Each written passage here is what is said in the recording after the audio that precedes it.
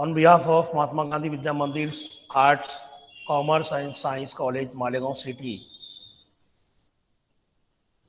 I welcome all the dignitaries present and students joined for this webinar titled as Career Opportunities in Professional Courses, which is jointly organized by Skill Development Department of the OKNCC and Department of Commerce and IQAC Department. I heartily welcome all the dignitaries in this webinar, as this webinar is organized on the important topic of career opportunities, and for program's objectives I invite Professor Samuel to present objectives of the program. Thank you Ishtiaq sir. Good morning all of you. आज का जो webinar रखा गया है career opportunities in professional courses, तो basically अगर इसका अहम ऑब्जेक्टिव, अहम मकसद अगर आपको बताऊं मैं, तो स्टूडेंट्स तक इस इंफॉर्मेशन को पहुंचाना कि जैसे डिग्री कोर्सेज में अगर स्टूडेंट एडमिशन लेता है, 3 साल का डिग्री प्रोग्राम करता है, अगर कॉमर्स फील्ड की बात करूं तो मैं बीकॉम हो जाए या बीवॉक हो जाए, उसके बाद इनका इनरोलमेंट किस तरीके से प्रोफेशनल कोर्सेज में हो। प्रोफेशनल कोर्सेस, आज जिस कोर्सेस को हम देखने वाले हैं आज इस वेबिनार में, हम सीए जो है, चार्टर्ड अकाउंटेंट, ये जो कोर्स है प्रोफेशनल कोर्स, साथ में सीए में जो है कॉस्ट मैनेजमेंट अकाउंटेंट और कंपनी सेक्रेटरी, तो ऐसे प्रोफेशनल कोर्सेस में स्टूडेंट आफ्टर ट्वेल्थ या आफ्टर ग्रेजुएशन कैसे इनरोलमेंट हो और किस तरीके से ये कोर्सेस करें, इसके लिए स्टडी वगैरह किस तरीके से करें और तैयारी कैसे करें। तो इसके लिए आज हमने कॉलेज ने इनवाइट किया है। आज जो गेस्ट हैं हमारे सर जो हैं सीए फैज आमिर सर, इनको यहाँ पर इनवाइट किया गया है। वो आपको बताएंगे कि किस तरीके से इसमें आपको इनरोल होना है, कैसे स्टडी करना है, ये सारी चीज़ें। प्रोफेशनल कोर्सेज की अगर बात करूं मैं, डिग्री कोर्स और डिग्री कोर्स करने के बाद अब स्पेसिफिक किसी प्रोफेशन से में इंटरेस्टेड स्टूडेंट जो प्रोफेशनल कोर्स करना चाहता है, किसी खास पेशे से जुड़ना चाहता है, जैसे चार्टर्ड अकाउंटेंट, मैंने बताया कि अगर स्टूडेंट चाहता है कि चार्टर्ड अकाउंटेंट कोर्स, ये जो सीए का कोर्स है, इसका प्रोग्रामिंग और वो सारी चीजें सर बताने वाले हैं अभी डिटेल में इस तरीके से सीए में और सीएस में, तो उसमें इनरोल हो स्टूडेंट खास उस प्रोफेशन, स्पेसिफिक उस प्रोफेशन से जुड़े। तो डिग्री तक या ट्वेल्थ बाद बच्चों को उतना आइडिया नहीं रहता है, उतना इसके बारे में इंफॉर्मेशन नहीं रहता आफ्टर ट्वेल्थ अगर बात करूं मैं। और फिर डिग्री कोर्सेज में इनरोल होने के बाद भी जो स्टूडेंट चाहते हैं सीए वगैरह है या ऐसे कोर्सेज में, तो इतना उनको आइडिया, इतनी इंफॉर्मेशन नहीं रहती है कि कैसे उनमें इनरोल हुआ जाए और चीज़ें। और फिर उसके बाद कुछ एग्जाम अगर मैं बात करूं, जैसे ये जो प्रोफेशनल कोर्सेज हैं ये एग्जाम भी हैं कुछ, जैसे अगर बच्चा डिग्री हासिल कर लेता है, ग्रेजुएट अगर हो जाता है, तो उनके एग्जाम में जैसे सीए की अगर बात करूं तो फाउंडेशन एग्जाम उनको एग्जाम हो जाता है, या इसी तरीके से सीए में और सीएस में जो उनके जो फाउंडेशन, जो बुनियादी, जो स्टार्टिंग के जो एग्जाम है, जो एंट्रेंस एग्जाम है, वो एग्जाम हो जाते हैं।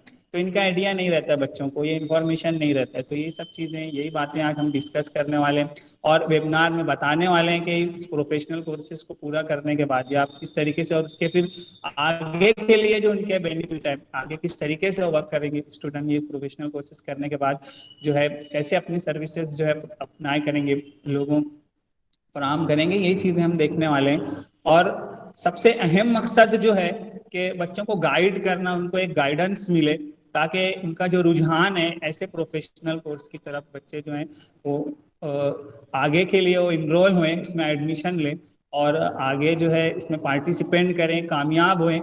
यही बेसिक जो है ऑब्जेक्टिव्स है ये जो इस वेबिनार के। और इस पर फिर आगे जो फैज आमिर सर है वो आपको और बताएंगे और चीज़ें आपके सामने रखेंगे, कैसे एनरोल होना है, कैसे तैयारी करना है। आफ्टर बीवॉक जो है ये एक अच्छी अपॉर्चुनिटी है, बीवॉक है, बीवॉक बीकॉम करने के बाद 3 साल का डिग्री कोर्स कर लेते हो अगर आप, तो बहुत सारी चीज़ें उसमें कवर हो जाती है। उसके बाद अगर आप इस प्रोफेशनल कोर्स में अगर एंट्री करते हो तो चीज़ें फिर आसानी से आप उसमें इंटर होने के बाद आगे बढ़ते जाओगे, है ना, उनके जो भी एग्जाम पैटर्न है वो आप क्लियर करते जाओगे। तो मैं यहाँ पर ये जो ऑब्जेक्टिव्स थे मैंने बताया, अब यहाँ पर मैं बात तो खत्म करता हूँ। Thank you.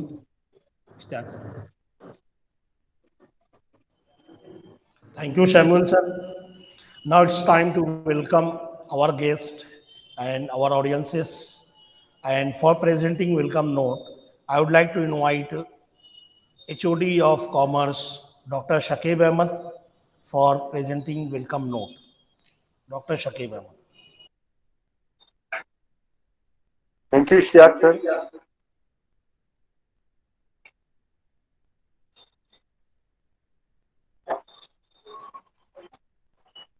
On behalf of MGV's Art, Science and Commerce College, Malegaon City, I, Dr. Shakir Ahmed, Vice Principal of the college and Head of the Department Commerce, welcome all the participants program, especially CA Faiz Amir, who is our student as well as alumni of our Department of Commerce. So I heartily welcome him for this webinar and hope that today's webinar will be a grand success and the objectives of today's webinar will be achieved by his lecture. Once again, I congratulate all the uh, arranging bodies, all the persons who have arranged this webinar. Thanks for the time. Thanks for the invitation, Faiz. Thank you very much. Over to you, Ishtiaq sir. Thank you, Shakib sir. Although our speaker, Chartered Accountant Faiz Amir sir is very well-known personality, very hard-working. He had taught for an year in our Department of Commerce in our college. He has been alumni for many years in our college, but it's a ritual and it is compulsory upon us to let the new students know who our speaker is and for not just following formality but actually I would like to invite Professor Abuzar sir to present introduction of the guest. Abuzar sir. Thank you Ishtiaq sir for giving me this opportunity. यहाँ पर मैं doctor फैज़ Amir sir के बारे में बताना चाहूँगा।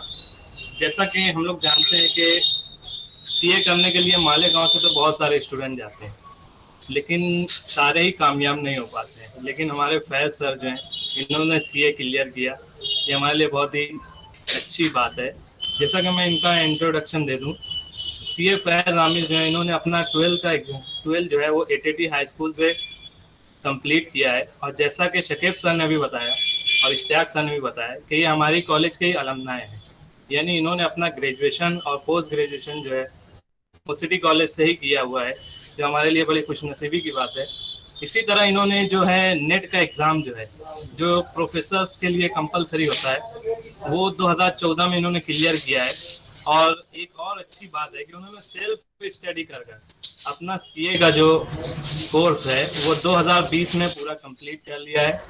और एक बात और है कि इन्होंने 1 साल का अपना लेक्चरशिप भी किया है सिटी कॉलेज में, ये हमारे लिए बहुत ही खुशी की बात है। और फिलहाल जो सर हैं वो अभी अपनी चार्टर्ड अकाउंटेंट की प्रैक्टिस कर रहे हैं, उन्होंने अपनी खुद की ऑफिस डाली है। मैं बहुत बहुत शुक्रिया अदा करता हूँ कि वो हमारे इस प्रोग्राम में आए और हमें शुक्रिया का मौका दिया। Thank you. Thank you Abuzar sir. यूँ तो गेस्ट बहुत सारे आते हैं प्रोग्राम में इन्वॉल्व होते हैं, लेकिन जब कोई हमारा अपना ही कोई स्टूडेंट इस कदर बुलंदियों पर पहुंच जाए कि वहाँ पर जो है उसको खुद को नहीं, उसके पेरेंट्स और पूरी कम्युनिटी, पूरा जो कॉलेज है, उसके टीचर्स भी अगर उसके ऊपर प्राउड फील करें, तो ये चीज़, ये इज़्ज़त सबके नसीब में नहीं होती।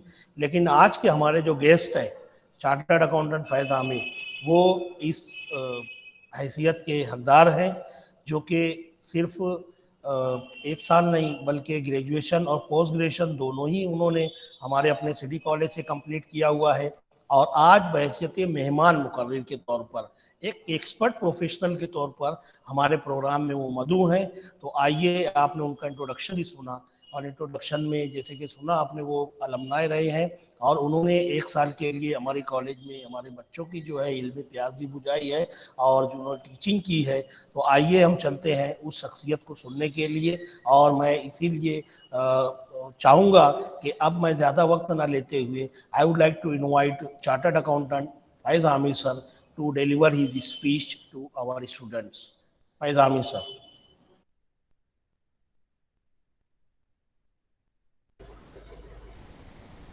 Good morning. बहुत शुक्रिया। सबसे पहले मैं बहुत शुक्रगुजार हूँ सिटी कॉलेज के असातिज़ा किराम का, खास तौर पर डॉक्टर शकीब सर का, डॉक्टर आरिफ अंजुम सर का और डॉक्टर इश्तियाक सर का। ये एक्चुअली में मेरे असातिज़ा भी रहे हैं और इन्हीं के पास मैं आज तक अपनी पढ़ाई करते आया हूँ। बीकॉम पूरा ग्रेजुएशन यहीं से हुआ, मेरा एमकॉम आपने सुना कि मैं यहीं से किया हूँ। तो इन असातिज़ा किराम के खुसूसी मैं उनका खुसूसी शुक्रगुजार हूँ कि मैं आज अगर यहाँ तक कुछ मकाम इनकी नज़र में अगर कुछ मकाम पर पहुँचा हूँ तो मेरे असातिज़ा की खास तौर पर इसमें बहुत ज़्यादा मेहनत मेरे पीछे रही है। और प्रोफेसर रिजवाना हमदानी मैडम को भी खास तौर पे, क्योंकि इकोनॉमिक्स के बहुत सारे फलसफे उन्हीं से समझता था। तो खैर आज जो है हमें मुझको जिस लिए बुलाया गया है वो एक टॉपिक दिया गया है, career opportunities in professional courses. Professional courses क्या होते हैं?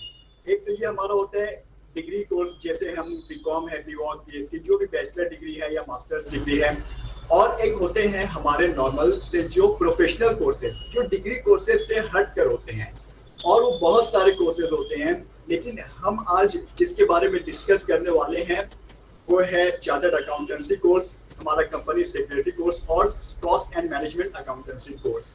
ये तीन, क्योंकि यहाँ पर इसकी बहुत ज़्यादा अपॉर्चुनिटीज है। अभी पूरी दुनिया में वर्ल्ड वाइड ये एक्सेप्टेड कोर्सेज होते हैं और बहुत ज़्यादा इसकी अपॉर्चुनिटीज होती हैं।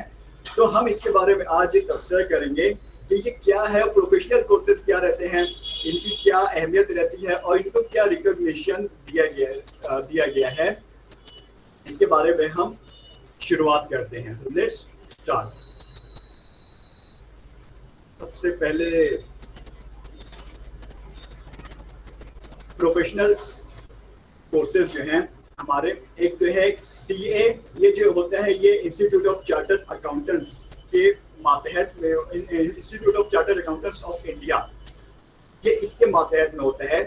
और सीएमए जो है वो institute of cost and management accountants, इनके उसमें होता है। और कंपनी सेक्रेटरी जो है ये institute of company secretaries of India. ये इंस्टीट्यूट्स क्या हैं? ये एक पार्लियामेंट के जरिए बनाई गई एक बॉडीज है। ये कोई अलग से यूनिवर्सिटी नहीं है, ये अलग से कॉलेजेस नहीं है। सबसे पहली कंफ्यूजन यहीं पे आ जाती है कि कौन से कॉलेज से किया जाता है, क्या इसका प्रोसेस होता है। तो आप समझ लीजिए सबसे पहली बात कि सीए, सीएस और सीएमए ये जो कोर्सेज हैं ये अपनी एक अलग उनका एक बॉडी है जो कि मंजूर एक गवर्नमेंट ऑफ इंडिया से रिकॉग्नाइज्ड है ये, और पार्लियामेंट में बाकायदा एक लॉ के तहत बनाया गया है। इनका अपना एक अलग एक्ट है, जैसे for example the chartered accountants act 1949। इसके तहत ये सारी चीजें वर्क करती हैं। तो हमें अगर रजिस्ट्रेशन भी लेना होता है तो हम डायरेक्ट इनको अप्रोच करते हैं और एग्जाम भी इन्हीं के मार्फत लिया जाता है। मतलब आप समझ लीजिए कि रजिस्ट्रेशन तो अब ऑनलाइन प्रोसेस हो गया है, लेकिन ये लोग बहुत सारे अपने चैप्टर्स बना कर रखे हुए हैं। जैसे धुलिया में एक चैप्टर है, एक नासिक में है, एक मुंबई, एक पुणे, हर बड़ी सिटीज में इनके एक समझ लीजिए कि ब्रांचेस रहते हैं, चैप्टर्स उन्हें कहा जाता है। तो वो ब्रांचेस जो रहते हैं हमें वहां से हम डायरेक्टली कोई भी हमारी ड्यूटी रहे वहां पर कॉन्टेक्ट करते हैं। और एग्जाम सेंटर्स होते हैं जहाँ जहाँ भी अपने, जैसे यहाँ से करीब धुलिया सेंटर है, नासिक सेंटर है, और फाउंडेशन के लिए तो मालेगांव सेंटर को भी मंजूरी मिल चुकी है। तो इसके लिए हमें कहीं और अलग जाने की जरूरत नहीं रहती है, यहीं पर सारी चीजें हो जाती हैं। तो इसका ये था कि आप ये अब सबसे पहले ये कंफ्यूजन रहती है कि कोई कॉलेज है या कोई यूनिवर्सिटी है, ये क्या है।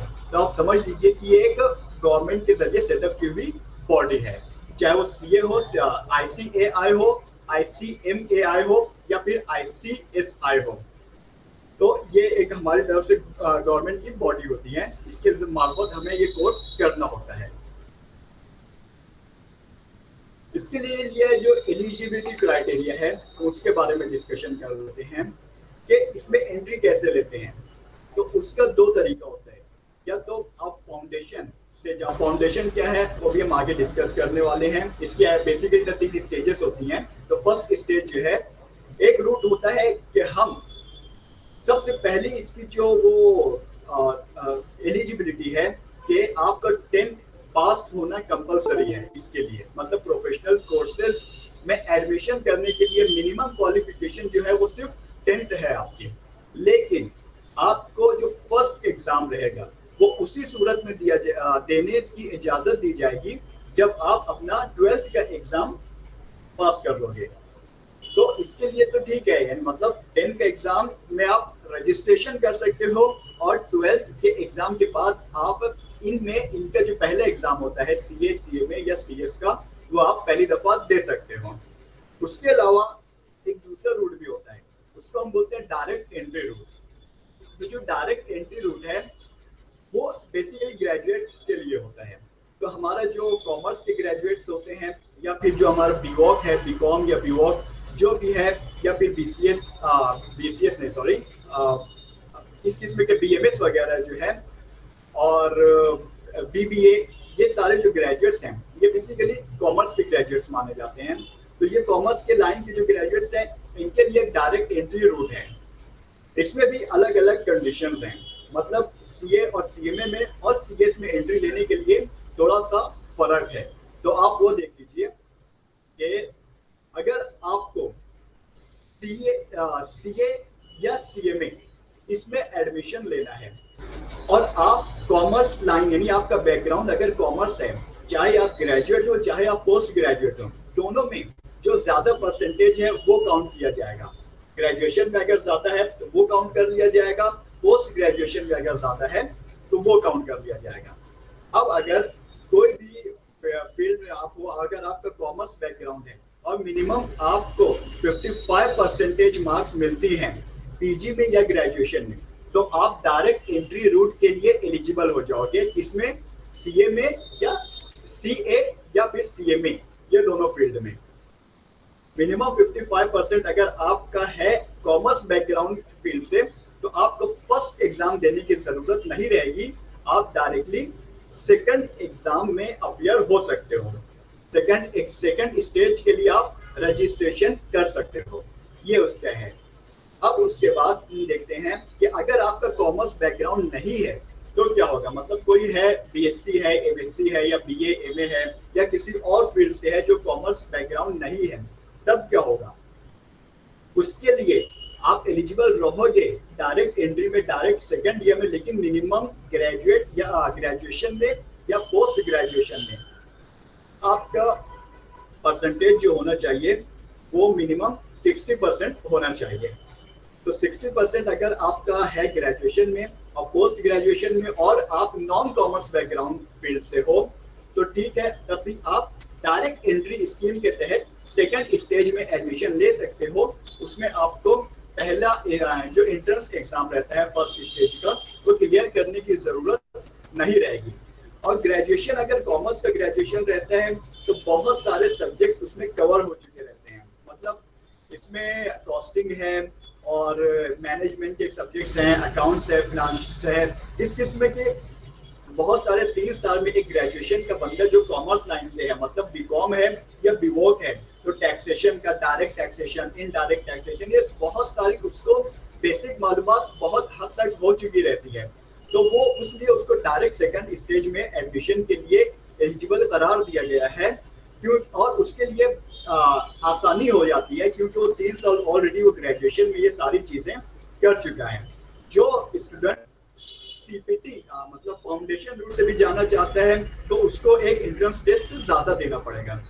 सीएस की अगर हम बात करें तो ग्रेजुएशन, कोई भी बैकग्राउंड का उसका ग्रेजुएशन चलेगा, उसमें मिनिमम 50% मार्क्स चाहिए। मतलब बीएससी हो, बीकॉम, बीवॉक, बीए, कोई भी किस्म का ग्रेजुएशन, अगर आप इवन आप इंजीनियर्स हो या डॉक्टर्स हो, आप कोई भी हो, अगर आपको सीएस करना है तो ग्रेजुएशन में मिनिमम 50% मार्क्स आपको लाना लाजमी है। ये था हमारा रजिस्ट्रेशन का प्रोसेस कि हम रजिस्टर कैसे करेंगे। अभी एग्जाम की कोई बात नहीं है, अभी सिर्फ रजिस्ट्रेशन हुआ है।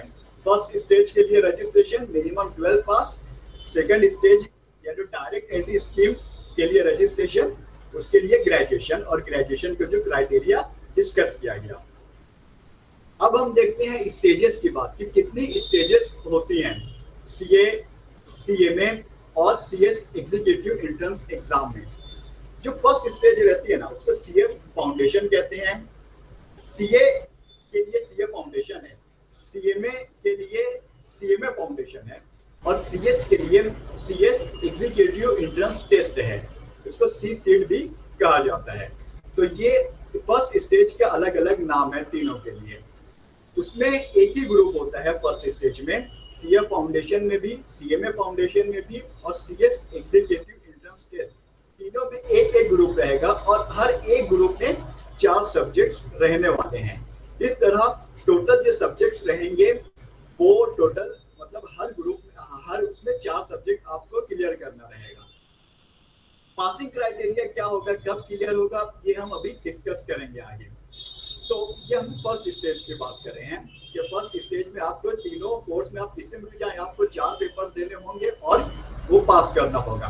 फिर जब हम सेकंड स्टेज पे आते हैं तो सेकंड स्टेज में का नाम जो है, सेकंड स्टेज का नाम है सीए के लिए उसका नाम दिया गया है सीए इंटरमीडिएट, सीएमए को कहते हैं सीएमए इंटर, और सीएस को कहते हैं सीएस एग्जीक्यूटिव। तो ये सेकंड स्टेज के नाम है अलग अलग। सेकंड स्टेज में 2 ग्रुप होते हैं, सीए के लिए 2, सीएमए के लिए 2 और सीएस के लिए 2 ग्रुप। हर ग्रुप में आपको 4 सब्जेक्ट्स फेस करने होंगे, और इस तरह टोटल हो जाएंगे आपके 8 सब्जेक्ट। 8 सब्जेक्ट होंगे सीए के लिए, 8 सब्जेक्ट होंगे सीएमए के लिए, और 8 सब्जेक्ट होंगे सीएस के लिए। इसमें 2 ग्रुप की शक्ल होगी, मतलब आप फर्स्ट ग्रुप आपको पूरा ग्रुप देना पड़ेगा। जरूरी नहीं है कि आपको पूरे 8 सब्जेक्ट देने हैं, क्योंकि एक ग्रुप आप तो कोई भी आप ग्रुप पहले दे सकते हो, चाहे आप फर्स्ट ग्रुप दो चाहे आप सेकंड ग्रुप दो, this is up to you. तो अगर आप फर्स्ट ग्रुप देना चाहते हैं तो आप फर्स्ट ग्रुप दीजिए, लेकिन 4 सब्जेक्ट्स आपको साथ में क्लियर करने होंगे। पासिंग क्राइटेरिया हम अभी डिस्कस करेंगे। तो जो ग्रुप वाइज रहेगा वो आपको देना रहेगा, और ग्रुप करके आपको इसको पास करना रहेगा। तो इस तरह ये तीनों कोर्सेज में 2 ग्रुप आपको क्लियर करने होंगे। 8 सब्जेक्ट्स का एक ग्रुप रहता है। और इसकी जो थर्ड स्टेज रहेगी वो रहेगी हमारी सीए फाइनल, सीएमए फाइनल, या फिर सीएस प्रोफेशनल। सीएस का थोड़ा सा नाम अलग हो जाता है वहां पर। तो यहाँ पर भी ग्रुप वाइज अगर हम देखें तो सीए फाइनल में 2 ग्रुप होते हैं, सीएमए फाइनल में 2 ग्रुप होते हैं, लेकिन सीएस प्रोफेशनल जो फाइनल स्टेज है उसमें 3 ग्रुप होते हैं। सीए और सीएमए ये दोनों के एक एक ग्रुप में 4-4 सब्जेक्ट्स होते हैं, जैसे कि इंटरमीडिएट में था वैसा ही इसमें भी 4-4 सब्जेक्ट्स होंगे। लेकिन सीएस में चूंकि 3 ग्रुप रहते हैं और हर ग्रुप में आपको 3 सब्जेक्ट्स फेस करने होंगे। इस तरह सीएस में कुल मिला के फाइनल स्टेज के 9 सब्जेक्ट्स हो जाते हैं, जबकि सीएमए और सीए ये दोनों में आपको 8-8 सब्जेक्ट्स फेस करने होंगे। तो ये एक स्ट्रक्चर का पूरा आपके सामने लाया गया था कि क्या एग्जैक्टली है, मतलब इसमें का जो पूरा एक ओवरऑल व्यू आपके सामने आ जाए कि ग्रुप क्या होते हैं और सब्जेक्ट्स कितने होते हैं और स्टेजेस क्या होती हैं। तो हमने ग्रुप्स, सब्जेक्ट्स और स्टेजेस ये तीनों चीजें यहाँ पर डिस्कस कर ली हैं। ये हमारा था सीए, सीएमए और सीएस फाउंडेशन के लिहाज से। अब बीच में एक आ जाती है आर्टिकलशिप। आर्टिकलशिप की अगर हम बात करें तो ये आर्टिकलशिप बिल्कुल उसी तरह है जैसे एक डॉक्टर अपने जब वो मेडिकल स्टडीज कंप्लीट कर लेता है, जब वो फाइनल ईयर पास कर लेता है तो उसको 1.5 साल या 2 साल या 1 साल की इंटर्नशिप करनी होती है। बिल्कुल उसी तरह हमें जो प्रोफेशनल कोर्सेज हैं ये तीनों, इसमें भी आर्टिकलशिप, उसका नाम यहाँ पर आर्टिकलशिप कहा जाता है। तो ये आर्टिकलशिप की जाती है बिल्कुल इंटर्नशिप की तरह। आर्टिकलशिप के क्या होता है तो ये समझ लीजिए कि सीए और सीएमए ये दोनों में आपको 3-3 साल तक आर्टिकलशिप करनी है। आर्टिकलशिप की मियाद होगी 3 साल, और सीएमए इसमें भी 3 साल, और सीएस ये जो है इसमें आपको 21 मंथ्स की आर्टिकलशिप करना लाजमी रहेगी। लेकिन इसमें एक बात ये है कि ये आर्टिकलशिप आपकी फाइनल एग्जाम से पहले शुरू हो जाती है। मतलब जब आप सेकंड स्टेज का फर्स्ट ग्रुप क्लियर करते हो और डायरेक्ट एंट्री जो स्कीम है, वो लोग अगर एडमिशन ले लेते हैं सेकंड स्टेजेस में, तो उनकी आर्टिकलशिप शुरू हो जाती है। और जो लोग एंट्रेंस पास करके आए हुए रहते हैं, वो लोग को एक ग्रुप, दोनों में से कोई भी सेकंड स्टेज का कोई भी एक ग्रुप पास करने के बाद आर्टिकलशिप उनकी स्टार्ट होती है। अब अगर हम आर्टिकलशिप की बात करें तो ये एक सवाल ये उठता है कि फाइनल एग्जाम से पहले क्या पूरी आर्टिकलशिप कंप्लीट करना जरूरी है? तो ऐसा नहीं है। ये तीनों में अलग अलग क्राइटेरिया दिया गया है। अगर कोई बंदा सीए कर रहे हैं, अब वो समझ लीजिए कि अगर वो एंट्रेंस पास किया, सेकंड स्टेज में फर्स्ट ग्रुप पास करता है और उसकी आर्टिकलशिप शुरू होती है, या फिर वो डायरेक्ट एंट्री ग्रेजुएशन किया है और डायरेक्ट एंट्री रूट से वो आया है, रजिस्ट्रेशन किया है सेकंड स्टेज में, उसका एक भी ग्रुप क्लियर नहीं हुआ है, लेकिन उसकी आर्टिकलशिप शुरू हो जाएगी क्योंकि उसके पास ग्रेजुएशन का अच्छा खासा एक्सपीरियंस और नॉलेज हो चुकी रहती है। तो ये आर्टिकलशिप जब शुरू होती है तो सीए कोर्स में ऐसा है कि जब आप 2.5 साल यानी 3 साल का टोटल मियाद है, अगर आप 2.5 साल इसकी आर्टिकलशिप कर लें तो आपको फाइनल एग्जाम के लिए अपीयर होने दे दिया जाएगा। मतलब वो लोग इंस्टीट्यूट की तरफ से एक कट ऑफ डेट डिक्लेयर कर दी जाती है फाइनल के लिए कि अगर आपको सपोज कीजिए 1 मई वो लोग कट ऑफ डेट दे दिए हैं कि 1 मई 2021 को अगर आपकी आर्टिकलशिप 2.5 साल कंप्लीट होती है तो आप एग्जाम फॉर्म भर सकते हैं, मे अटेम्प्ट का एग्जाम फॉर्म भर सकते हैं। तो ये 2.5 साल मतलब है कि आपको एग्जाम देने दिया जाएगा। अगर आप एग्जाम पास करें चाहे ना पास करें, रिमेनिंग 6 मंथ से आपको हर हाल में कंप्लीट करना रहेगा। जब तक ये बाकी की मियाद आपकी मुकम्मल नहीं होती आर्टिकलशिप की, आपको सीए का सर्टिफिकेट या मेंबरशिप जो होती है वो आपको नहीं दिया जाएगा। सीएमए की अगर बात करते हैं तो वो 2.5 साल जो है सीए की मियाद, वो यहाँ पर 15 महीने है। मतलब आर्टिकलशिप जब शुरू होती है तो उसको 15 महीने अगर आप कंप्लीट कर लेते हैं तो आपको सीएमए फाइनल का एग्जाम देने दे दिया जाएगा, आपको उसके ऊपर रोक टोक नहीं होगी। बिल्कुल इसी तरह सीएस में है कि सीएस की पूरी आर्टिकलशिप का ड्यूरेशन है 21 मंथ्स। अगर आप सिर्फ 9 महीने कंप्लीट कर लेते हैं तो सीएस प्रोफेशनल एग्जाम जो फाइनल स्टेज है, थर्ड स्टेज जो है सीएस प्रोफेशनल एग्जाम, वो देने दिया जाएगा। आर्टिकलशिप के बारे में ये भी जान लेना जरूरी है कि कहाँ कर सकते हैं। जैसे डॉक्टर्स होते हैं उनके लिए अलग अलग जगह, यदि वो डॉक्टर हैं तो वो हॉस्पिटल में ही करेंगे, हॉस्पिटल कोई भी रहेगा वहीं पे वो इंटर्नशिप उनकी कर सकते हैं। वो कोई सीए फर्म में तो आगे करेंगे नहीं। बिल्कुल इसी तरह अपना जो सीए होते हैं, तो अगर सीए की हम बात करें तो इसको भी किसी न किसी सीए के अंडर में, जो प्रैक्टिसिंग सीए है, सीए भी 2 टाइप के होते हैं, कोई जॉब पे चले जाते हैं और कोई प्रैक्टिस करते हैं। तो जो प्रैक्टिसिंग सीए हैं उनके अंडर में काम करना जरूरी है, या फिर हमारा institute of chartered accountants of India, इसकी तरफ से कुछ क्राइटेरिया दिया गया है जहां पर आर्टिकलशिप की जा सकती है। जैसे कुछ इंडस्ट्रीज हैं, वहां पर अगर वो पर्टिकुलर इंडस्ट्रीज में टर्नओवर की लिमिट्स हैं और वो मैन्युफैक्चरिंग यूनिट्स हैं या फिर सर्विस यूनिट्स हैं, ऐसे क्राइटेरिया दिया गया है, वहां पर भी जाकर अपनी आर्टिकलशिप कर सकते हो। मतलब फिर आप एक तरीके से वो जॉब हो जाती है लेकिन वो आर्टिकलशिप रहेगी और उसका स्टाइपेंड भी, स्टाइपेंड क्या है हम उसके बारे में बात करेंगे। जब हम आर्टिकलशिप करते हैं तो हमें एक छोटा सा अमाउंट हमें दिया जाता है, वो अमाउंट स्टाइपेंड नाम से मशहूर है, उसे स्टाइपेंड कहते हैं। यानी वो हमारा सिर्फ जो ट्रैवलिंग एक्सपेंसेस है और थोड़ा बहुत खाना खर्चा निकालने के लिए वो हमें स्टाइपेंड दिए जाते हैं, बहुत कम होता है वो। सीए करते वक्त अगर जो मिनिमम जो लिमिट जो इंस्टीट्यूट की तरफ से है वो है पहले साल में 2000, दूसरे साल में 4000 और तीसरे साल में 6000। लेकिन अगर आप मेट्रो सिटीज में जाके करते हो, मुंबई वगैरह जैसे सिटीज में, तो वो स्टाइपेंड की लिमिट भी थोड़ी सी बढ़ जाती है, बहुत ज्यादा नहीं। तो ये अगर आप सीए के अंडर में करते हो तो ये स्टाइपेंड रहेगा, अगर आप इंडस्ट्री में जाके करते हो तो स्टाइपेंड थोड़ा सा बढ़ जाएगा। उसके अलावा ये जो सीए के अंडर में है तो 3 साल तक उसको एक सीए के अंडर में, सीए फर्म में यहाँ पर उसको आर्टिकलशिप अपनी कंप्लीट करनी होगी। उसके बाद हम अगर सीएमए की बात करते हैं, कॉस्ट एंड मैनेजमेंट अकाउंटेंट, तो ये भी सीए की तरह एक सीएमए जो प्रैक्टिस कर रहा है, प्रैक्टिसिंग सीएमए के अंडर में एक सीएमए अपने आर्टिकलशिप, एक सीएमए स्टूडेंट अपनी आर्टिकलशिप कंप्लीट कर सकता है। लेकिन institute of cost and works accountants of India जो है, इसने और भी ज्यादा रिलैक्सेशन दिया है। मतलब एक सीएमए स्टूडेंट सीएमए के अंडर में भी कर सकता है, उसके अलावा इंश्योरेंस कंपनीज के अंडर में भी आर्टिकलशिप कर सकता है, उसके अलावा जो आरबीआई से मंजूर शुदा बैंक्स हैं उनके अंडर में भी आर्टिकलशिप कर सकता है।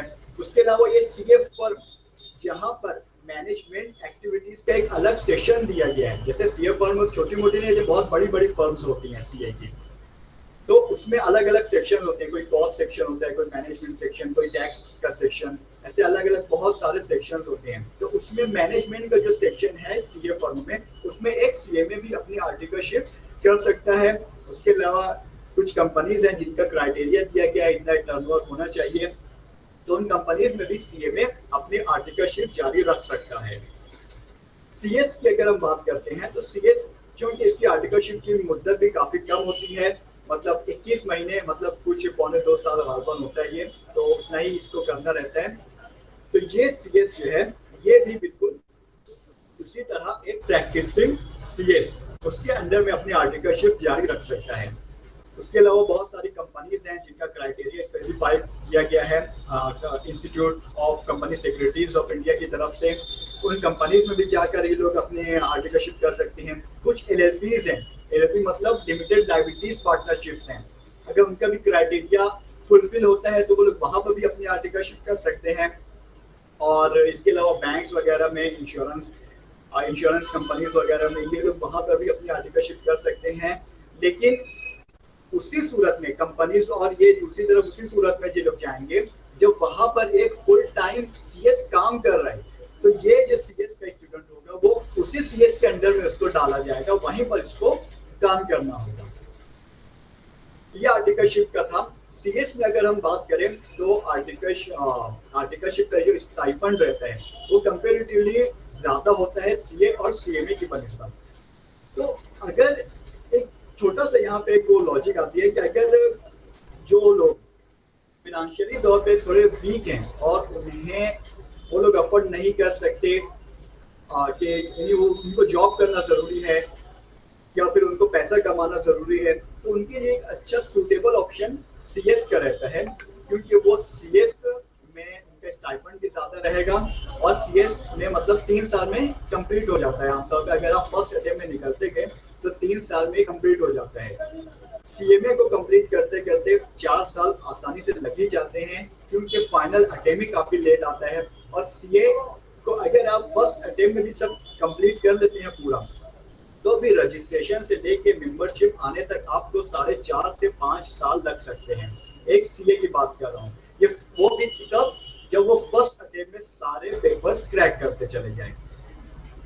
फर्स्ट अटेम्प्ट में क्रैक करना काफी मुश्किल होता है और पहले पास बहुत कम होते हैं, और फर्स्ट अटेम्प्ट वाले उनसे भी कम होते हैं, बहुत ज्यादा कम, बहुत कम लोग होते हैं जो फर्स्ट अटेम्प्ट में क्रैक कर देते हैं सीए का पूरा कोर्स। तो ये बात है कि हाँ 4.5 से 5 साल में हो जाएगा, लेकिन ऐसा प्रैक्टिकली होता नहीं है, इसको और भी ज्यादा साल लग सकते हैं कंप्लीट करने में। अब एग्जाम के बारे में हम थोड़ा सा देख लेते हैं। उससे पहले एक बात और रह गई, आर्टिकलशिप और एग्जाम, फाइनल एग्जाम और आर्टिकलशिप से पहले कुछ अदर एक्टिविटीज भी होती हैं जो हमें करना होता है। ये एक्टिविटीज एक्चुअल में एक ट्रेनिंग की सूरत में होती है, मतलब आप प्रैक्टिकल ट्रेनिंग तो ले रहे हैं आर्टिकलशिप में, जिस तरह अपने एक सीए के एक जो हमें एग्जाम ओरिएंटेड जो रहते हैं वो थियरी रहते हैं, हमें पढ़ना रहता है, प्रॉब्लम सॉल्व करने रहते हैं, लेकिन प्रैक्टिकल लाइफ में क्या होता है वो हमें सीए फर्म में जाकर समझ आता है। उसी तरह यहाँ पर बहुत सारे सॉफ्टवेयर वगैरह सिखाए जाते हैं और बहुत सारी कम्युनिकेशन स्किल्स वगैरह बताए जाते हैं, उनके लिए कोर्सेज होते हैं। तो उसके लिए पूरी ट्रेनिंग होती है जो कि एक इन स्टूडेंट्स को करना जरूरी होता है। तो इन ट्रेनिंग की अगर हम बात कर लें तो एक होती है, अगर मैं सीए की बात करूं तो इंफॉर्मेशन टेक्नोलॉजी ट्रेनिंग, ये नाम से होती है। इसका एक बेसिक लेवल होता है और एक एडवांस लेवल। उसी के साथ management and communication skills course ये एक होती है। मतलब एक मैनेजमेंट एंड कम्युनिकेशन जो एक है कि इसमें ये बताया जाता है कि समझ लीजिए कि हमें ग्रुप डिस्कशन कैसे करना है, प्रोजेक्ट्स कैसे बनाने हैं, पावर पॉइंट प्रेजेंटेशन वगैरह क्या, और ये सारी जो मैनेजरियल लेवल की स्किल्स होती हैं और जो कम्युनिकेशन के ताल्लुक से सब सारी बातें बताई जाती हैं, स्टेज क्लियरिंग बताई जाती हैं कि और ईमेल कैसे करना है, और फॉर्मल कम्युनिकेशन क्या है, इनफॉर्मल कम्युनिकेशन क्या है, ये सारी बातें और ये हमें इन कोर्सेज में बताई जाती हैं। और आईटी की अगर हम बात करें, आईटी ट्रेनिंग, तो वो तो समझ लीजिए कि जो सॉफ्टवेयर बेस्ड होता है, बैंक ऑडिट पर हम जाते हैं तो वहां पर क्या क्या हमें सॉफ्टवेयर की जरूरत लगती है, बैंक ऑडिट कैसे किया जाता है, बड़ी बड़ी कंपनीज में अगर हम जाए वहां पर फ्रॉड हो रहा है तो फ्रॉड डिटेक्शन सॉफ्टवेयर के बारे में बताया जाता है, रिस्क मैनेजमेंट सॉफ्टवेयर होते हैं, और इस किस्म के बेशुमार सॉफ्टवेयर के बारे में हमें बाकायदा ट्रेनिंग दी जाती है, ईआरपी, टैली, ये सब, और एक्सेल वगैरह, तो इनके बारे में हमें सब ट्रेनिंग। तो ये जो ट्रेनिंग भी होती है ना, ये 2 स्टेजेस पे होती है। जब आप पहले आप एडमिशन, जब सेकंड स्टेज में जब आप आते हो तो सेकंड स्टेज में पहले आपको आईटी, इंफॉर्मेशन टेक्नोलॉजी ट्रेनिंग, ये बेसिक लेवल, और मैनेजमेंट एंड कम्युनिकेशन स्किल्स, ये बेसिक लेवल, ये दोनों बेसिक लेवल की आपको ट्रेनिंग दी जाएगी। उसके बाद जब आप फाइनल एग्जाम, जब आर्टिकलशिप कंप्लीट हो जाती है, फाइनल एग्जाम से पहले आपको ये करना जरूरी है, इसका एडवांस लेवल, मतलब एडवांस लेवल में और ज्यादा एडवांस लेवल पे आपको बताया जाएगा कि किस तरह बड़ी बड़ी कंपनीज में स्कैम्स होते हैं, फ्रॉड्स होते हैं, और वहां पर कैसे हमें क्या वल्नरेबिलिटीज होती हैं, हमें कैसे क्या डिटेक्ट करना है, ये सारी चीजें आपको इन ट्रेनिंग में पूरी सिखाई जाती हैं। टैक्स इवेजन, टैक्स प्लानिंग, ये सब कहाँ होता है, क्या रीजन है, कहाँ से डिटेक्ट करना है, कहाँ से बचना है, सारी चीजें आपको इन ट्रेनिंग्स में बताई जाती हैं। ये फाइनल एग्जाम अपीयर होने से पहले पहले आपको ये कंप्लीट करना होता है। बिल्कुल इसी से मिलती जुलती CMA, cost and management accountant, और सीएस में ये ट्रेनिंग होती है। सीएस का जो ड्यूरेशन होता है, ये समझ लीजिए यहाँ पर जो ट्रेनिंग है ये बेसिक है, 15-15 दिनों की हर एक ट्रेनिंग 15 दिनों की होती है, क्या वो मैनेजमेंट की ट्रेनिंग हो या आईटी की ट्रेनिंग हो। सीएस में इसका ड्यूरेशन बढ़ जाता है, वो 1-1 मंथ की होती है, मतलब 3 मंथ की आप समझ लीजिए कि पूरी ट्रेनिंग होती है सीएस में, और नियर अबाउट 2 महीनों की होती है सीए और सीएमए में ये ट्रेनिंग। सीएमए में भी समझ लीजिए नाम थोड़ा सा 19-20 हो जाएगा, बाकी सब ऑलमोस्ट ऑब्जेक्टिव भी यही रहेगा, फोकस भी यही रहेगा, और हमें काम भी यही सिखाया जाएगा। तो ये प्रोफेशनल लेवल्स में होते हैं। ये आपको प्रैक्टिकली, आपको पहले एक प्रोफेशनल के अंदर में 3 साल ट्रेनिंग या 21 माह की ट्रेनिंग दी जाएगी, और उसके बाद इनके साथ साथ आपको कम्युनिकेशन स्किल्स की ट्रेनिंग है, और आईटी सॉफ्टवेयर वगैरह कैसे इस्तेमाल करना है, कैसे सारी बहुत, ये लोग जब बना देते हैं तो एक जो बंदे यहाँ से क्वालिफाई होकर निकलता है तो एक आला क्वालिटीज उसके अंदर होती है, उसके पैकेजेस भी बहुत ज्यादा होते हैं, उसके बारे में अभी बात करेंगे आगे। पहले आप एग्जाम समझ लीजिए कि एग्जाम का क्या पैटर्न है और कब होता है।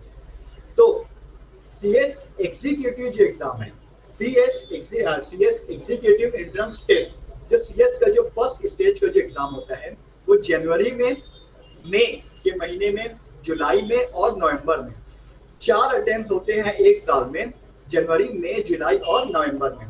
बाकी सारे एग्जाम्स जो हैं सीए के फर्स्ट स्टेज, सेकंड स्टेज और थर्ड स्टेज, सीएमए के 3 स्टेज और सीएस के बाकी के 2 स्टेज, ये साल में 2 ही दफा होते हैं बस। तो सॉरी, सीए का जो एग्जाम है वो हमेशा आपको मई और नवंबर, ये 2 अटेम्प्ट होते हैं एक साथ में, 2 अटेम्प्ट होंगे, एक मई में और एक नवंबर में। सीएमए और सीएस जून अटेम्प्ट और दिसंबर अटेम्प्ट, जून अटेम्प्ट जून में होगा, दिसंबर में होगा, और सीए का एग्जाम मई में होता है और नवंबर में होता है। सीएस जो एंट्रेंस टेस्ट है वो 4 बार होता है आपका। पासिंग क्राइटेरिया क्या है इसका, कैसे एग्जाम हमें पास करना है, तो वो समझ लीजिए कि इसमें एकदम सेम क्राइटेरिया है तीनों प्रोफेशनल कोर्सेज में। वो ये है कि आपको एक ग्रुप, अगर आप कोई भी एक ग्रुप दे रहे हो तो वो एक ग्रुप के जो पूरे सब्जेक्ट्स होंगे, हर सब्जेक्ट में आपको मिनिमम 40 मार्क्स मिलना चाहिए। हर सब्जेक्ट में मिनिमम 40 मार्क्स पासिंग क्राइटेरिया है। लेकिन उसके साथ एक और क्राइटेरिया लगा दिया गया है कि अगर एग्रीगेट जो है पूरा चारों सब्जेक्ट मिला के आपको मिनिमम 50% मार्क्स स्कोर करना है।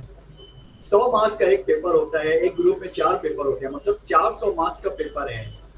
हर सब्जेक्ट में 40 मार्क्स अगर मिल जाती है तो वो 160 मार्क्स होती है, लेकिन आपको मिनिमम 50% मार्क्स स्कोर करना है, मतलब मिनिमम 400 में से 200 मार्क्स आपको आना चाहिए। कैसे लाना है वो आप जाने, मतलब कि मिनिमम 40% प्लस एग्रीगेट 50%, मतलब अगर आपको किसी में 40% आई है तो एक में आप 60 मार्क्स लेके आओ, अगर किसी में 50 अगर या तो फिर चारों में 50-50 लेके आओ ताकि वो 200 क्रॉस हो जाए। तो ये इसका 2 क्राइटेरिया है पासिंग का। तीसरी सबसे जो टफ जो चीज है ये प्रोफेशनल कोर्सेज में जिसकी वजह से पास होना बहुत मुश्किल हो जाता है, वो ये है कि अगर आप कोई एक सब्जेक्ट में भी फेल हो जाते हो तो आपको ग्रुप के सारे सब्जेक्ट्स फिर से देने होंगे। आपको मार्क्स मिली है, आप पास हो चुके हो, लेकिन उसके बाद भी आपको सब्जेक्ट्स फिर से देने होंगे अगर आप फेल हो चुके हो। इसी के साथ फेल करने के दूसरे क्राइटेरिया ये है कि अगर आप एग्रीगेट मार्क्स नहीं मिला पाए, आपको सारे सब्जेक्ट्स में पास हो गए आप, लेकिन एग्रीगेट आप 50% नहीं मार्क्स मिला पाए, चार ग्रुप के चारों पेपर्स या फिर 3 पेपर जैसा भी रहेगा पूरा ग्रुप आपको फिर से देना होगा। तो इसीलिए इसको ग्रुप में डिवाइड कर दिया गया है कि एक ग्रुप पूरा साथ में निकलना चाहिए। कैसे निकलेगा? ये चारों पेपर्स इंडिविजुअली भी पास हो और पूरे ग्रुप का 50% भी मार्क्स आए। इस तरह ये इसका पासिंग क्राइटेरिया सेट किया गया है। दूसरी बात ये है कि ये जो अगर आप एक ग्रुप में किसी भी एक सब्जेक्ट में 60 प्लस मार्क्स ले आते हो, जैसे समझ लीजिए कि अकाउंट्स एक सब्जेक्ट है, इसमें एक सब्जेक्ट है, अगर आप इसमें 60 प्लस मार्क्स अगर आप लेके आ जाएंगे तो आपको एग्जम्पशन मिल जाएगा। एग्जम्पशन क्या है? मतलब कि अगर वो ग्रुप आप फेल भी हो गए तो भी अगले 3 अटेम्प्ट्स तक आपको वो पेपर दोबारा देने की जरूरत नहीं रहेगी।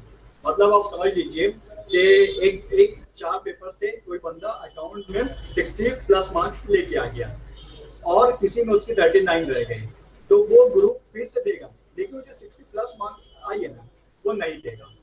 वो फिर फेल हो गया, अगले अटेम्प्ट में फिर नहीं देगा, फिर फेल हो गया, फिर अगले अटेम्प्ट में नहीं देगा। मतलब 3 अटेम्प्ट तक वो उसको वाला पर्टिकुलर सब्जेक्ट देने की जरूरत नहीं है। लेकिन अगर चौथा अटेम्प्ट उसका लग गया तो फिर उसको सारे पेपर्स फिर से देने होंगे। मतलब जो 60 वाला है वो भी एग्जाम्पशन उसका खत्म हो जाता है। एग्जाम्पशन सिर्फ 3 अटेम्प्ट्स तक रहता है। ये बात तो होगी पूरी एक्टिविटीज की, जो सीए कोर्स के बारे में, सीएमए और सीएस जो हमारा एजुकेशनल जो पूरा पीरियड है उसके दरमियान में क्या होने वाला है। इसके अलावा जो फर्क क्या रहता है ना कि सीए और सीएमए ये दोनों काफी प्रैक्टिकल सब्जेक्ट्स हैं। यानी इसमें आपको प्रैक्टिकल जो क्वेश्चंस होंगे जिसका आपको सॉल्व करना रहेगा कैलकुलेटर से, कैलकुलेटर तो अलाउड रहता है, तो वो बातें इस पर ज्यादा फोकस किया गया है सीएमए और सीए में। उसके अलावा जो सीएस है वो थियोरेटिकल है, मतलब वो कंपनी लॉज के ताल्लुक से रहता है। वो सारी जो लॉज रेगुलेशंस हैं और भी जो कंपनीज के कंप्लायंसेस वगैरह उससे रिलेटेड रहता है। तो आपको सेक्शन वगैरह बहुत ज्यादा याद रहने चाहिए। उसके अलावा आपको लिखना बहुत रहेगा।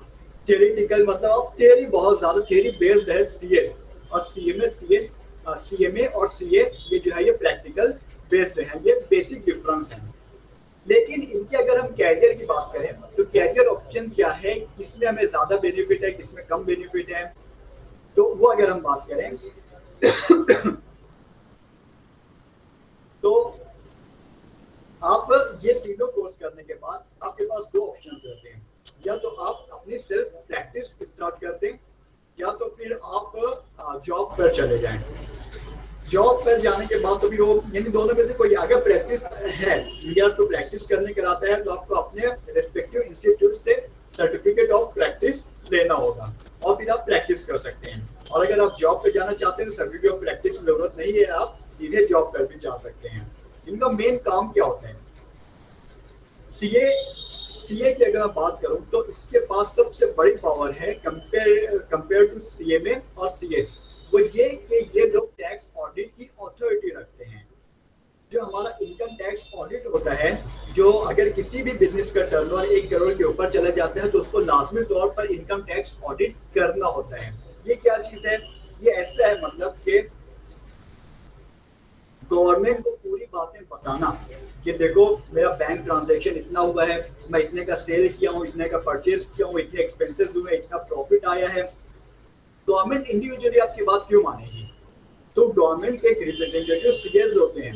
गवर्नमेंट के नजर में अगर सीए उस पर दस्तखत कर दे अपनी कि हाँ मैं बोलता हूँ कि ये मेरे हिसाब से ये ठीक ठाक लग रहे हैं, सीए कभी बोलता भी नहीं कि एकदम एक्यूरेट है और सही है। तो सीए कभी नहीं अपना ओपिनियन देता है। ओपिनियन में सिर्फ क्या देते हैं कि ट्रू एंड फेयर व्यू, हाँ ठीक है, सही और साफ साफ दिख रहा है मेरे को मेरे ओपिनियन में। और जो चीज उसको सही नहीं समझ में आती वो भी रिपोर्ट में लिख देता है कि लेकिन यार ये जो ये सेल का बता रहे हैं ना, ये मेरे को गड़बड़ लगी है, सही नहीं दिख रहा है। ये बोल के साइन करके ऑडिट रिपोर्ट सबमिट कर देगा, तो गवर्नमेंट के पास उसकी रिपोर्ट आ जाएगी, हाँ चलो ठीक है सब सही है सिवाय सेल के। या फिर सीए आमतौर पर दे देते हैं हाँ सब ठीक ठाक चल रहा है, चलने दो जैसा है, इतना टैक्स आ रहा है इतना टैक्स ले लो। तो ये साइनिंग अथॉरिटी किसी के पास नहीं रहती। ये बड़े से बड़े इनकम टैक्स कमिश्नर भी अगर साइन कर दे तो उसकी भी साइन नहीं मानी जाएगी, वहां पर सिर्फ सीए की साइन ही मानी जाएगी। जैसे कि अभी हमारे prime minister mister Narendra Modi साहब ने कहा था कि एक सीए की सिग्नेचर की वैल्यू प्राइम मिनिस्टर की सिग्नेचर से भी ज्यादा कीमती होती है।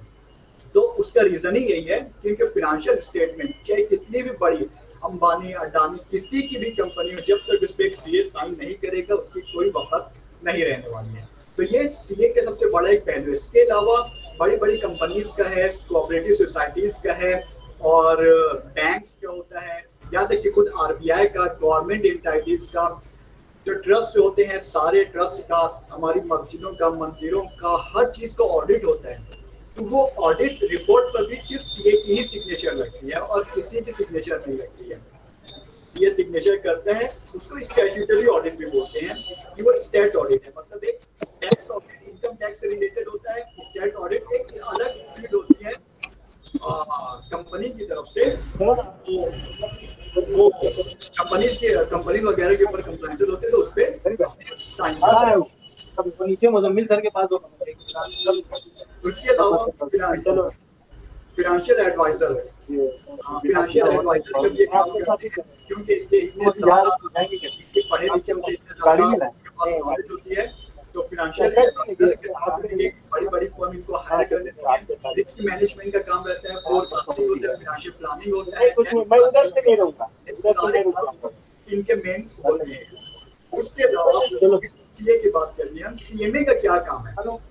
सीएमए को अभी एक अथॉरिटी ये दी गई थी कि वो जीएसटी ऑडिट कर सकता है। जो सीए और सीएमए दोनों को जीएसटी ऑडिट के लिहाज से एक जिम्मेदारी सौंपी गई थी, लेकिन गवर्नमेंट की तरफ से जीएसटी ऑडिट को ही एक तरीके से ऑलमोस्ट खत्म कर दिया गया है कि जीएसटी ऑडिट नहीं भी होगा तो चलेगा। तो वो उसके अलावा तो एक चीज जो रह गई, सीएमए का जो मेन काम है वो कॉस्ट रिलेटेड रहता है, हैंडल करते हैं।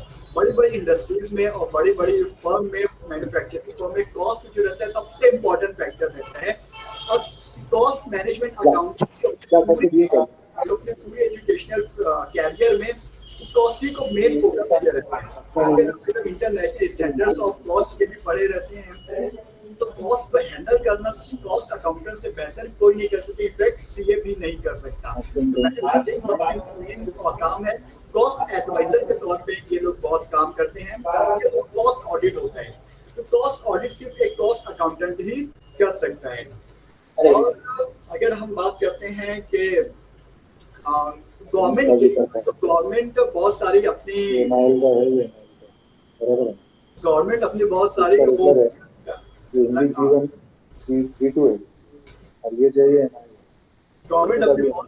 रेगुलेशंस लगा देते हैं कॉस्ट वगैरह के ऊपर। तो वो सिर्फ गवर्नमेंट अपनी कॉस्ट जो ऑडिट रिपोर्ट रहती है वही एक्सेप्ट करती है, उसी में उसको समझ में आता है कि क्या इसके कॉस्ट है और क्या इफेक्ट है। ऐसा तो नहीं है प्रैक्टिस चल रही है या बहुत ज्यादा कॉस्ट लगाई जा रही है, तो इसके लिए कॉस्ट ऑडिटर ही काम आता है, उसकी रिपोर्ट मानी जाती है। अगर हम बात करें कंपनी सेक्रेटरी की, मैंने ऐसा कर दूं सर, एग्जाम फॉर्म में जो भरे हैं वो एक एग्जाम फॉर्म उठाता मैं वहाँ से।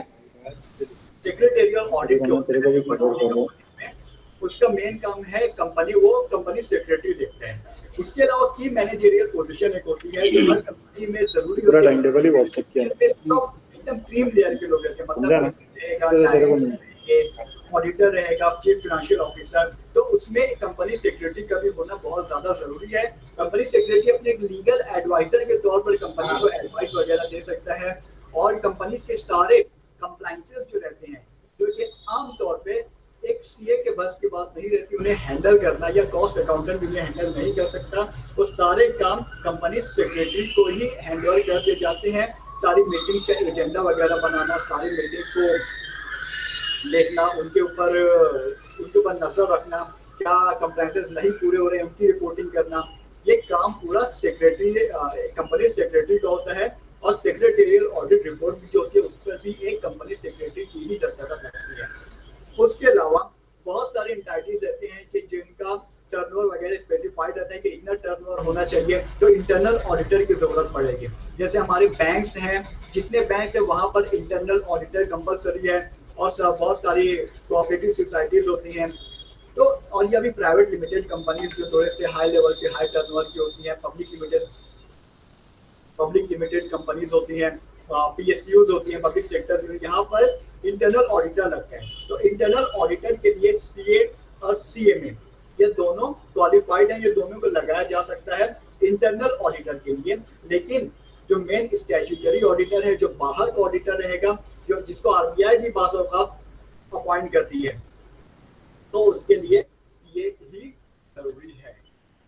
तो ये था हमारा एक छोटा सा डिस्कशन हमारे इसके ताल्लुक से, प्रोफेशनल जो कोर्सेज रहते हैं उनके ताल्लुक से। उम्मीद है कि आपको कुछ बातें समझ में आई होंगी, उम्मीद है आपको कुछ गाइडलाइंस मिली होंगी। जो भी अगर आपको कुछ परेशानी है, कुछ क्वेश्चंस हैं, आप बताएं, किया जाएगा। मैं एक दफ़ा फिर से हमारे कोऑर्डिनेटर्स हजरात, हमारे असातिज़ा कराम का बहुत शुक्रगुजार हूँ कि उन्होंने मुझको ये अपॉर्चुनिटी दी यहाँ पर आकर अपने आप को रिप्रेजेंट करने की। बहुत शुक्रिया। Thank you, Faiz Amir sir. Thank you very much. I am feeling very proudful. One of our alumni students presented delivered such a beautiful lecture, and very knowledgeable lecture present किया है फैज़ Amir sir ने। मैं अपनी तरफ से सारे student की तरफ से उनको बहुत बहुत मुबारकबाद पेश करता हूँ। And now it's time to formally present vote of thanks.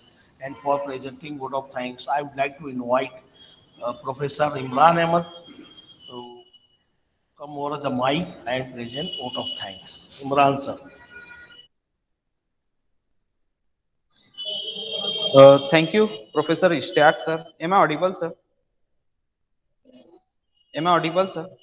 Uh, thank you very much, Professor Ishtiaq, sir, for inviting me to present the vote of thanks in this webinar. On behalf of Mahatma Gandhi Vidya Mandir, Arts, Commerce and Science College, Malegaon City, today jointly we organize from Department of BVOC and Department of Commerce a webinar on career opportunities in professional careers. First of all, I am very much thankful to our today's keynote speaker, CA Faiz Amir sir. Sir, it was very wonderful and informative session in which you talked about career opportunities in professional courses in detail, like CA, CS and cost accountant.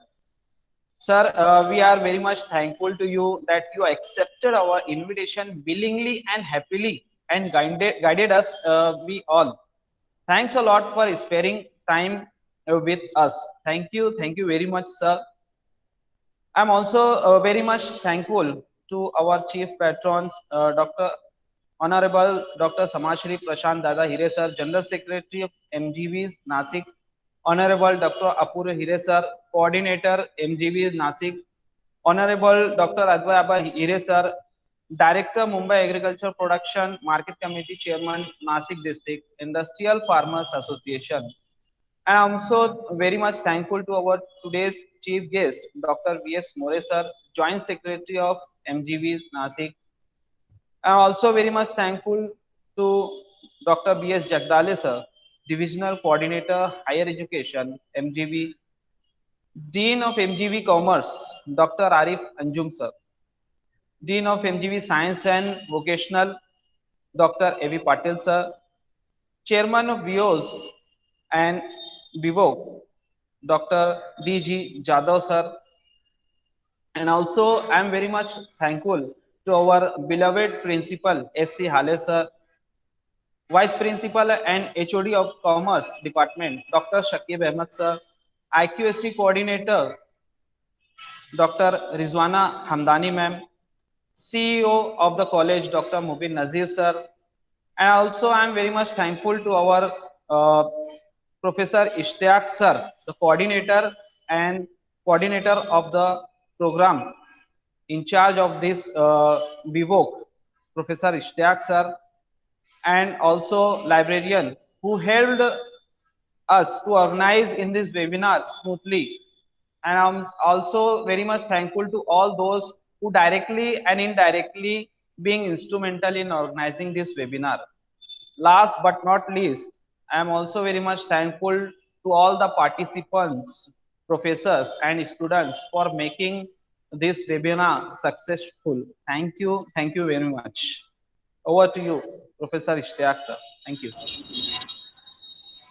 Thank you very much, Imran sir. Such a wonderful vote of thanks. And with the permission of the president of the function, I am declaring on behalf of president that this program is over. Thank you all. Thank you. Thank you very much.